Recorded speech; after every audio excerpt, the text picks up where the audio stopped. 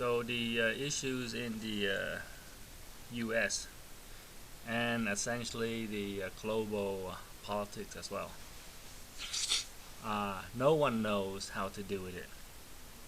Since 2013, I have been voicing the concern for the lawlessness to every layer of the U.S. institutions.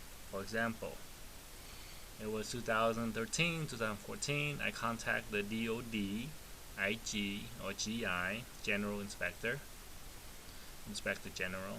I contacted the local city police. The reason is every year someone died at my work, and I was facing the same problem as well: suicide risk and other persecution that lead people to commit suicide or retaliate by killing everyone else. Every year someone died, but you don't hear about that in the news. And where is this? Patrick Air Force Base, Satellite Beach, West Melbourne, Florida. In 2013, Tech Sergeant Clark shot himself, left a wife and 2 daughters. And why? A lot of people say there are no one that is responsible, but I tell you, there are people who are responsible, because they are the same one who pushed me to the limit. So the police say it's not in the jurisdiction, so they do nothing. Okay, they did nothing. I went to Congressman Bill Posey. I went to Congressman Bill Nelson. I contacted the Attorney General of Florida, which is Palm Bondi, the best lawyers on the planet for doing nothing. Then I contacted the Armed Force Committee. I contacted Hillary Clinton, the White House, Obama, but I have to go through the White House for Obama. I contact the Attorney General for other states as well, Atlanta, Georgia. I contact personal individuals such as I think Tiffany Pham in Winter Haven, Florida, North Orlando. I figure she's the same age as me. She's Vietnamese. She might care about the country as much as I did, as well as care about the Vietnamese being persecuted or Asian hate. But she did nothing. I tried again with Trump. I tried again with Biden. Nothing was working. So I have so many years, and before I started this in 2013, I have already faced the situation with the ridiculousness since 2012. About 12 months. I had to figure out what the hell was going on. What do I do? Right now, all of the world is wondering, what do we do? How do we deal with Trump? In America, they are also wondering, how do we deal with Trump? What is this and what is the plan? I didn't work for Donald Trump, but I worked for someone very similar, almost 100% match. His name was John Sutton. He would say one thing, and you would repeat it back to him to confirm, and he would deny that he said it. Basically, constant gaslighting. He doesn't know what he's doing. He don't have any plan, but he always attack you if you dare to question it. Right? So, for example, we have a military network which is locked behind 2 keys. We have the password, of course. We also lock the cabinet, the server rack. We also lock the door of the office that's in, and the local Thai are not allowed to enter. So this boss, who is 20 years U.S. Air Force, possibly making chief if I didn't intervene, he shows up to work 2 hours late, watches movie for 2 hours lunch, then take off 2 hours early. So I don't know how you want to describe that kind of work ethic. He uses the government vehicle to go to parties with alcohol. So of course, when he's driving home, it's driving under the influence as well. He steals from the morale fund.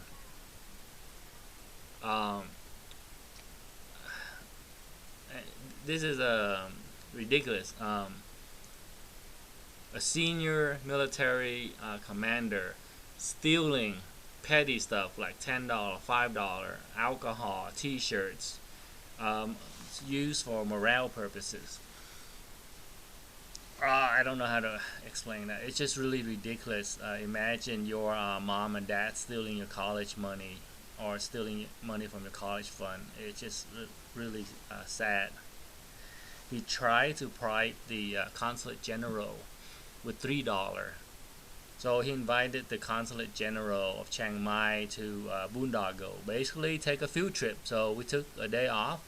The consulate took a day off, and we take a field trip, basically wasting government money. So we climbed a lot of mountains, and basically the old shoes broke off, right? So we stopped by to buy the guy a new pair of slipper.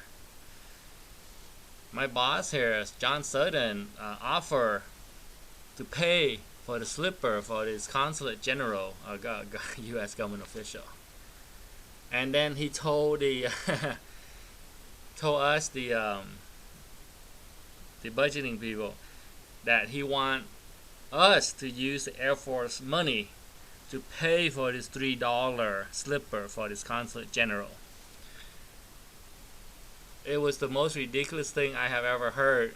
Everyone was kind of shocked. Like, why are you trying to bribe this guy with a $3 slipper and then use government funding to fund that $3 bribe? Can you not just pull your $3 out of your pocket? It's really ridiculous. And then because I'm Asian, he find that I should not be respected. So he want to do a lot of things that causes everyone to see that I am unimportant. Pushing, bullying, insulting, humiliating situations. I had to write a 26-page report explaining how he goes about doing this.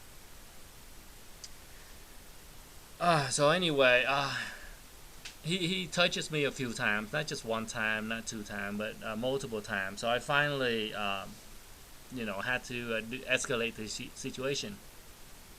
I had spoken to him about not touching me, but he don't care. So I email him and CC the second in command, and then he get upset. He's like, okay, noted. As in, like, what? Are you gonna stop? Are you gonna apologize? No, he just said noted. Like fuck you, kind of noted. And then I get a call at 5 p.m. saying, report to office tomorrow in service dress. So he's trying to retaliate using whatever stupid shit that he could come up with his small brain.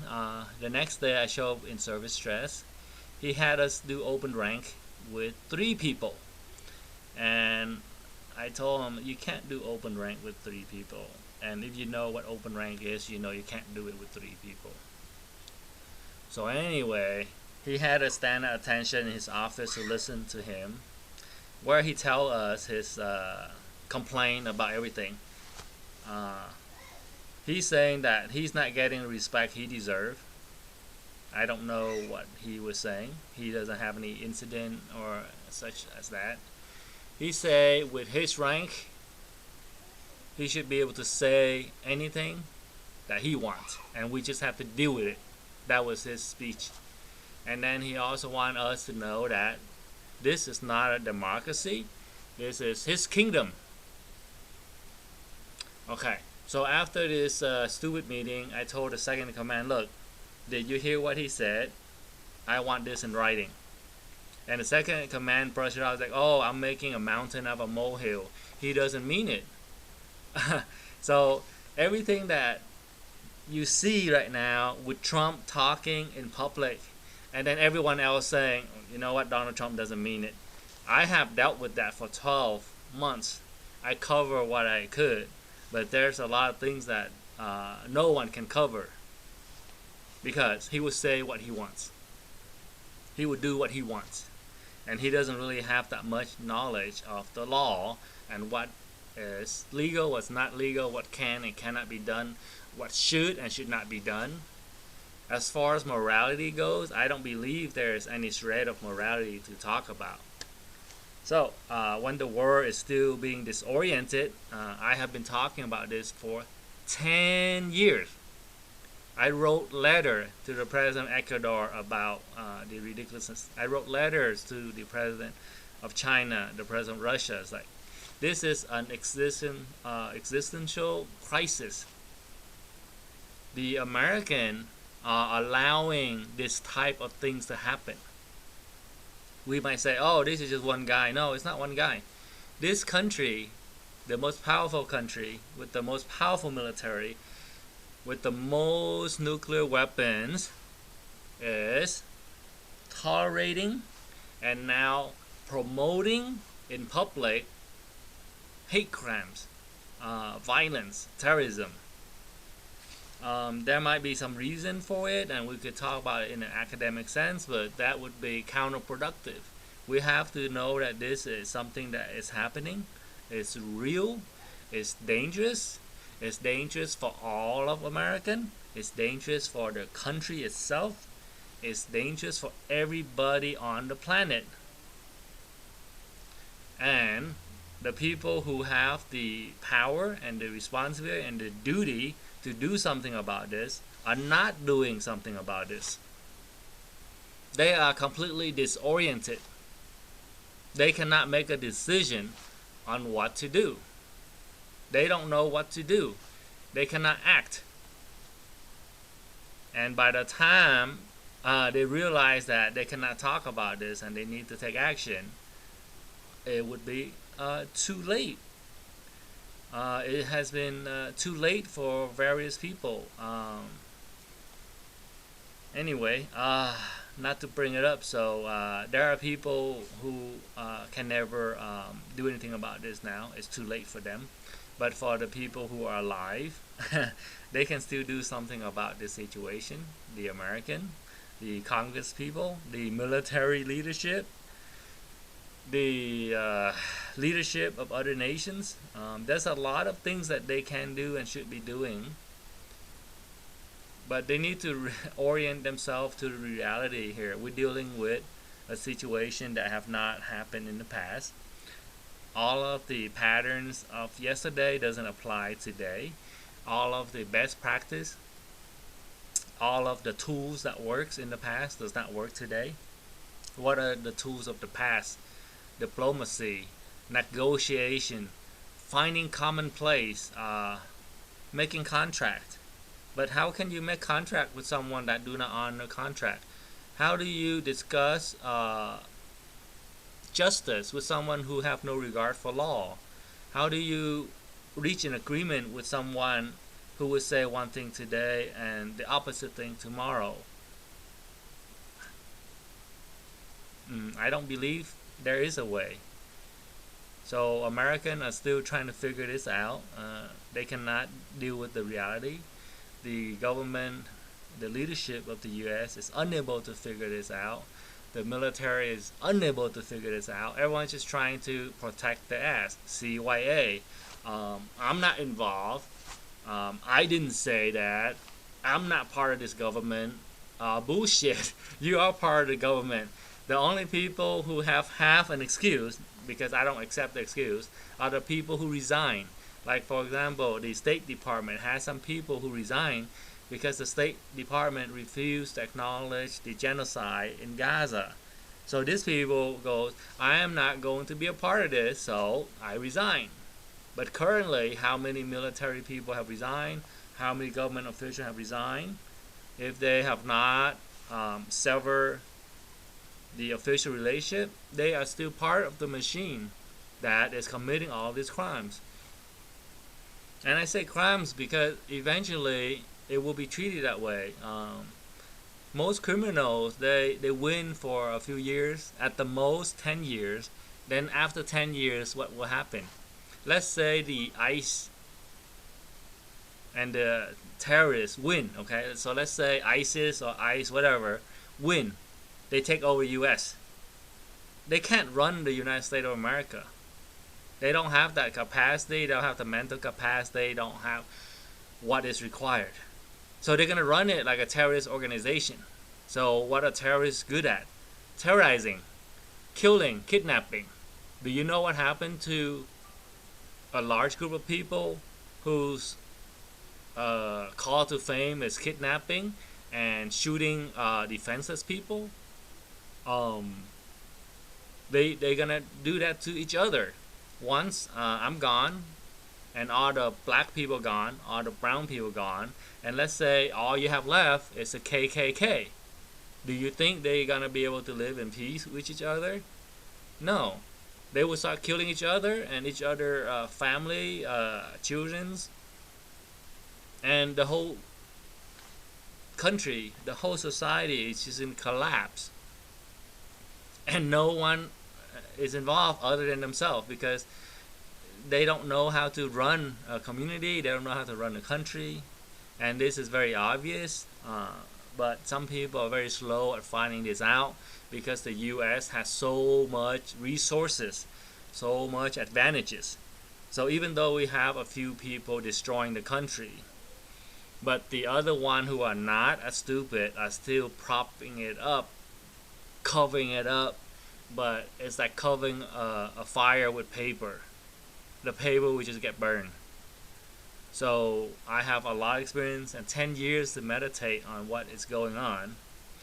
And right now I'm trying to share it and hopefully gain a few more listeners. And of course my goal is to get people to interact with me, ask me questions. What have I learned in the 11 years that I worked for the U.S. Air Force? What have I learned working in top secret environment? What have I worked in like one of the top 1% of the US? There's a lot that I could share. But you know, everyone has values. They have different values that they find. So if you have a questions that you think you could benefit from asking an 11 years veteran of U.S. Air Force, drop me a questions, a line, a comment. When I get to it, I'll make another answer. Thank you.